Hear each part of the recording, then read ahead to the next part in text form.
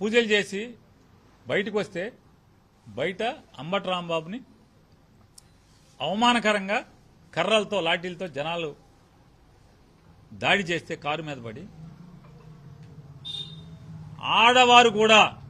ఆడవారు కూడా సభ్యత మరిచి అంబటి రాంబాబు గారిని, వారి తల్లి గారిని, వారి భార్య గారిని, వారి శ్రీమతిని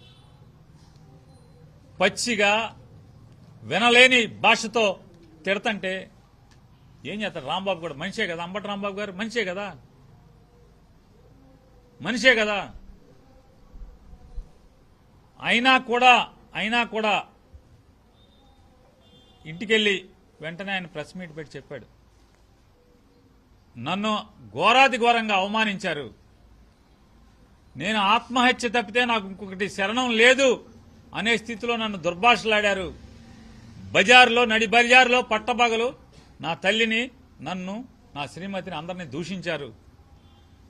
తట్టుకోలేక నేను వాళ్ళతో పాటు ఇది చేయించినటువంటి వారిని కూడా మాట జారి వచ్చి ఉండొచ్చు, అయినా కూడా తప్పే నాది, నేను విచారిస్తున్నాను, ఆ మాటలు నా నోట్లోంచి వచ్చినందుకు నేను విచారిస్తున్నాను, నా మాటలు వెనక్కి తీసుకుంటున్నానని చెప్పని నిన్న మధ్యాహ్నం ఇంటికి వెళ్ళంగానే ప్రెస్ మీట్ పెట్టి చెప్పారు.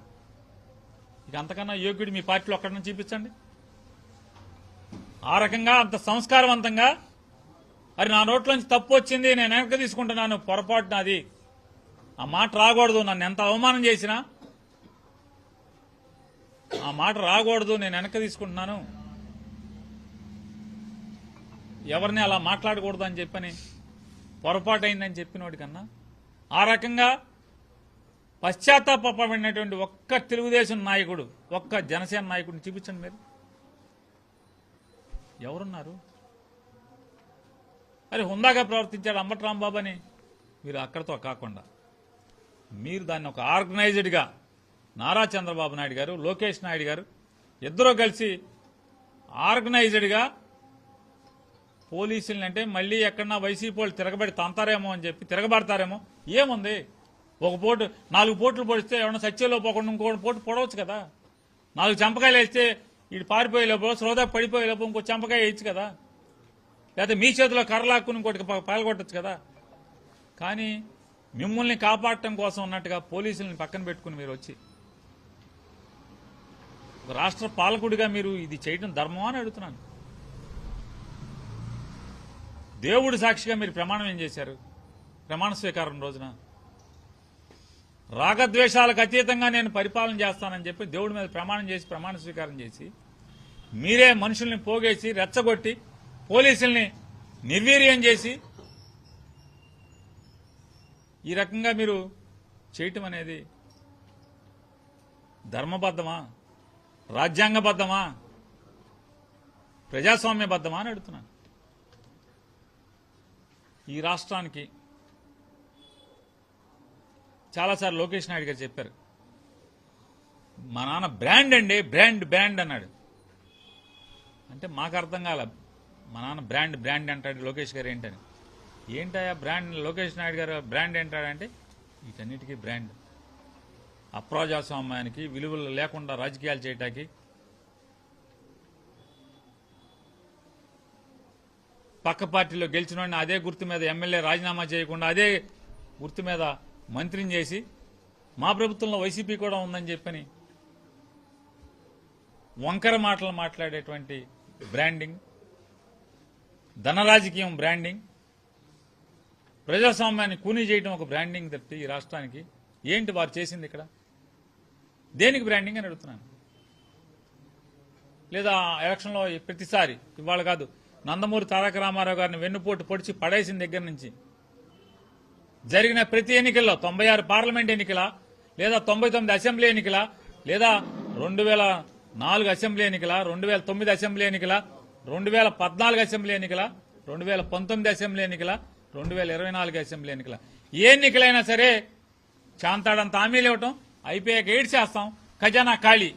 ఇవాళ కాదు, 1996 నుంచి ఆయన ఒకటే డైలాగ్, ఖజానా ఖాళీ, డబ్బులు లేవు, ఏం చేస్తాం, హామీలు ఇచ్చాం, చేద్దాం అనుకున్నాం, చేయలేకపోయాం. దీనికి కదా బ్రాండింగ్. వాయు వరుసలు లేకుండా బీజేపీతో కలవటం, బీజేపీని కలవటం మా చారిత్రక తప్పిదం, జన్మలో మళ్ళీ బీజేపీతో కలవనని చెప్పటం. ఏ కాంగ్రెస్ పార్టీ పతనం కోసం పుట్టిందో తెలుగుదేశం పార్టీ, అదే కాంగ్రెస్ పార్టీతో చట్టాపట్టాలు వేసుకు తిరగటం, మళ్లీ బీజేపీతో కలవటం. మోడీ దుర్మార్గుడు, దుష్టుడు, నరరూప రాక్షసుడు అని చెప్పి అతను రాజీనామా చేయమని చెప్పి డిమాండ్ చేసి కేంద్ర ప్రభుత్వం నుంచి బయటకు వచ్చి మళ్లీ అదే మోడీ గారి సంకనెక్కటం, మోడీ గారు ఈరుడు సూర్యుడు అని చెప్పటం, మళ్లీ మోడీ లుచ్చాహాయ్ బచ్చాహాయ్ అని చెప్పి మోడీ ఒక టెర్రరిస్ట్ అని చెప్పని మాట్లాడటం. మళ్లీ మోడీ గారు ఇంటర్నేషనల్ మేధావి, అతను దేశానికి మేధావి కాదు, మోడీ ప్రపంచానికి మేధావి అని చెప్పని పొగట్టం. ఏమంటారు దాన్ని? దీనికి కదా బ్రాండింగ్. నాన్నగారు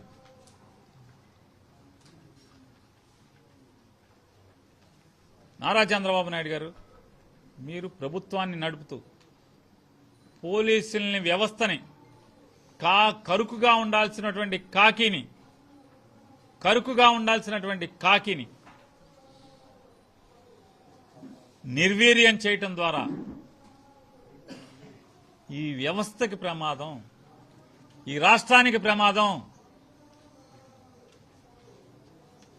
ఏదో ఒక రోజు మీకు కూడా ప్రమాదం అయ్యే పరిస్థితి వస్తుంది. ప్రమాదం అంటే రాజకీయంగా ఇంతకన్నా పెద్ద అవమానాలు పొందాల్సి వస్తుంది ఎవరైనా సరే. ఏ విత్తనం నాటితే అదే మొక్క మొలుస్తుందండి, అదే పళ్ళు కాస్తుంది. ఇన్ని తెలిసిన వాళ్ళు, ఇంత అనుభవం ఉన్నవాళ్ళు, 80 ఏళ్ల వయసులో 45 ఏళ్ల ఇండస్ట్రీతో, 16 ఏళ్ల ముఖ్యమంత్రి అనుభవంతో మీరు ఇటువంటి విత్తనాల్ని సమాజంలో, ఈ రాష్ట్రంలో నాటితే భవిష్యత్ తరాలకు ఏమి ఇద్దాం అనుకుంటున్నారు మీరు అనేది ప్రశ్నిస్తూ, ఖచ్చితంగా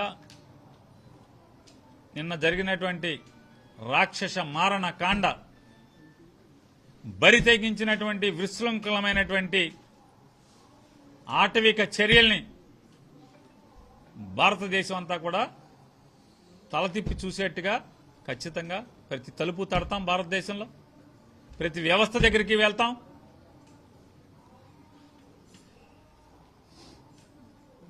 యాభై ఏళ్ల అనుభవం లేదా 16 ఏళ్ల ముఖ్యమంత్రిగా ఉన్నటువంటి నారా చంద్రబాబు నాయుడు గారు ఇంత ఆటవికంగా రాష్ట్రంలో పరిపాలిస్తున్నాడనేది ప్రపంచానికి చెప్తాం. శాంతియుతంగా, ప్రజాస్వామ్యబద్ధంగా, న్యాయసమ్మతంగా న్యాయస్థానాల్లో కూడా మేము పోరాటం చేస్తామని చెప్పని, మీరు భయపెడదామని, లేదా రాబోయే స్థానిక సంస్థల ఎన్నికల్లో వైఎస్ఆర్ కాంగ్రెస్ పార్టీ వాళ్ళు ఎవరు నామినేషన్లో వేయకూడదు, లేకపోతే పోటీ చేయకూడదు, దానికి ఇట్లాంటి వాడుకుని చేద్దామని చెప్పని మీరు కనుక ఇటువంటి ఎత్తుగడలు వేస్తే, ఈ ఎత్తుగడలకి లొంగేవాడు కానీ తలొగ్గేవాడు కానీ వైఎస్ఆర్ కాంగ్రెస్ పార్టీలో ఎవరు ఉండరనేది మీకు చెప్తూ, మీరు ఇటువంటి రాజకీయ ఎత్తుగడలతో